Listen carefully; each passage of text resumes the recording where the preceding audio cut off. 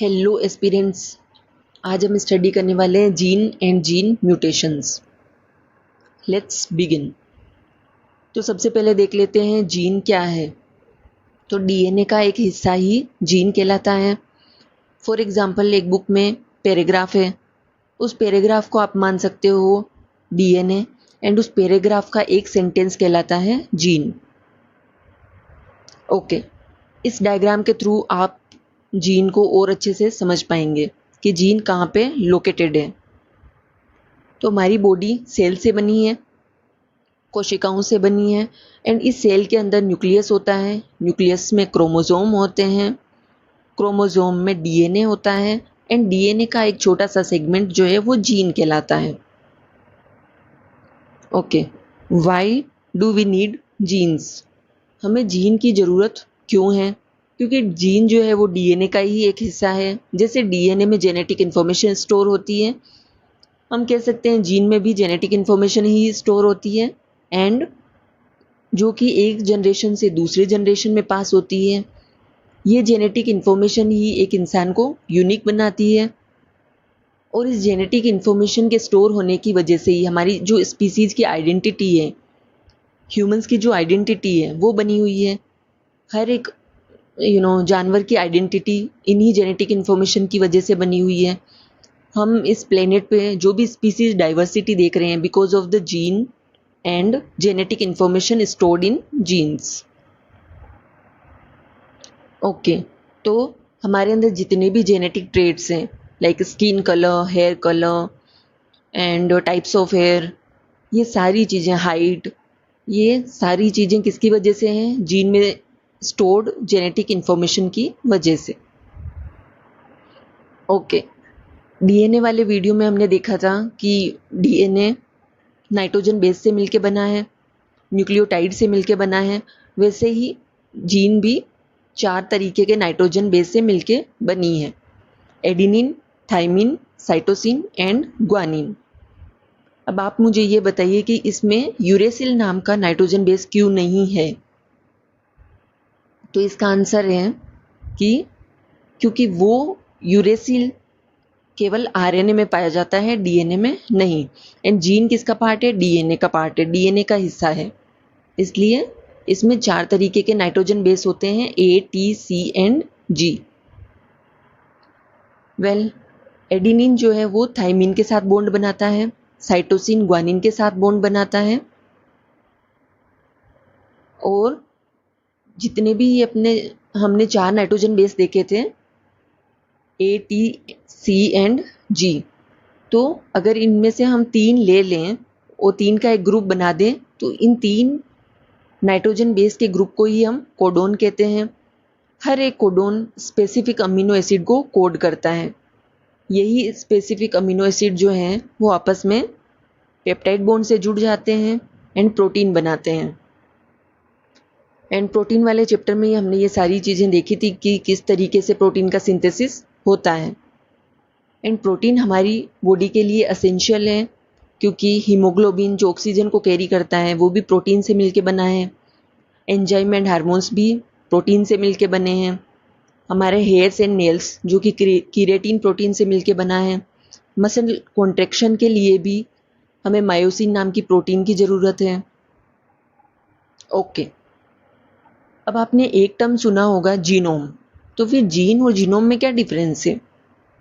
Genome होता है complete genetic material.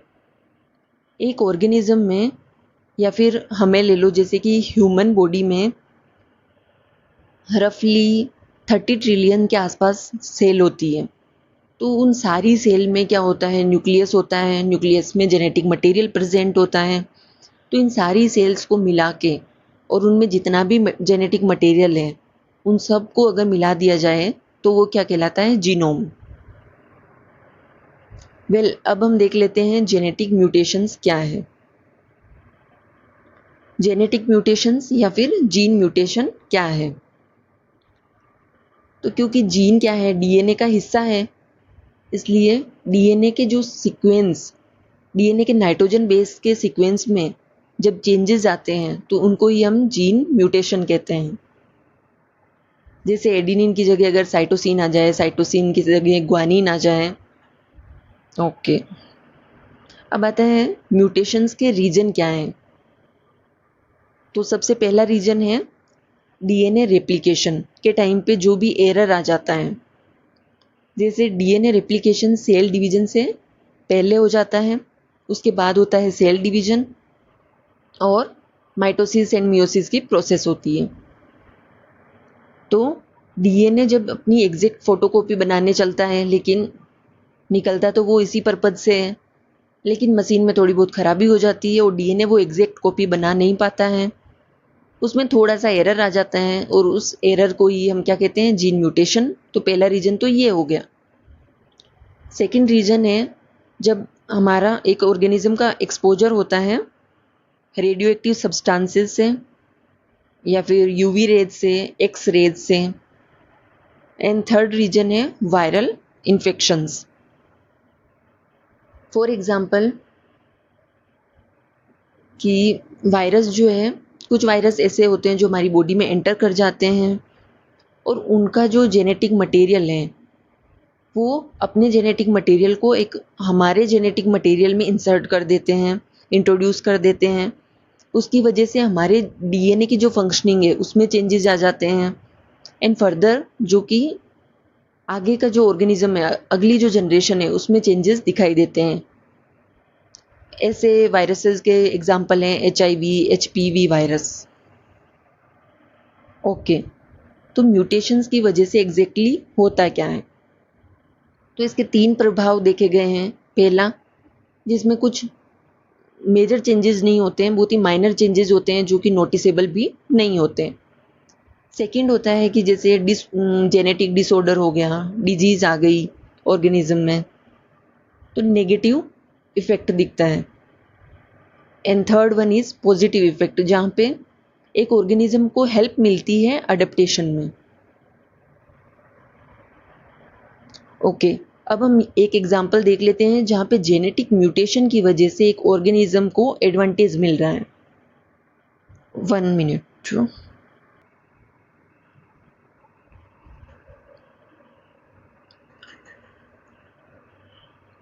As you can see, इस डायग्राम में एक आपको वाइट मोथ दिख रही है।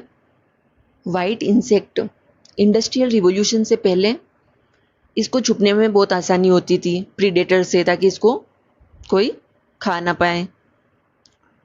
क्योंकि इंडस्ट्रियल रिवॉल्यूशन से पहले जो पेड़ों की छाल थी वो वाइट ही थी, इनसे बहुत ज़्यादा डार्क ब्राउन नहीं थी, तो इसको छुपने में आसानी होती थी। बट इंडस्ट्रियल रिवॉल्यूशन के बाद क्या हुआ कि जो फैक्ट्रीज है बहुत सारा धुआं उत्पन्न करने लगी, और फैक्ट्रीज जब बहुत सारा धुआं प्रोड्यूस करने लगी, उसकी वजह से पेड़ों की छाल जो है वो हो गई डार्क ब्राउन और ब्लैक।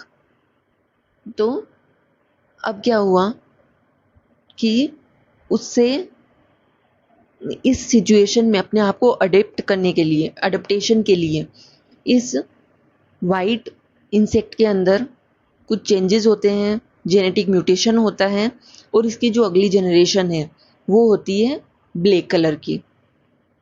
क्योंकि पेड़ों की छाल ब्लैक है और अडेप्टेशन की वजह से इस स्पीसीज का जो कलर है वो भी क्या हो गया है, इंसेक्ट का कलर भी ब्लैक हो गया है। तो इसको कैमोफ्लेज करने में आसानी होती है और अपने आप को ये हाइड कर पाता है और प्रीडेटर से बच जाता है। तो ये हो गया positive example of genetic mutation. And यही कॉन्सेप्ट जो है वो डार्विन ने दिया था कि अगर आप चेंजेस के अकॉर्डिंग अपने आप को अडेप्ट कर पाते हो तो नेचर आपको ही सिलेक्ट करेगी और उस स्पीसीज के सर्वाइवल के चांसेस बहुत इंक्रीज हो जाएंगे। और यही है डार्विन का natural selection and survival of the fittest. Okay, अब हम ये देख लेते हैं कि म्यूटेशंस के टाइप्स। तो सबसे पहला है पॉइंट म्यूटेशन।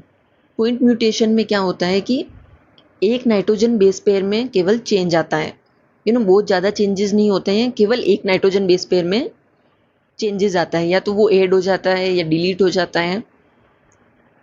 फॉर एग्जांपल जैसे साइटोसिन की जगह ग्वानिन आ गया, ठीक है। तो इस पॉइंट म्यूटेशन का एग्जाम्पल है सिकल सेल एनीमिया।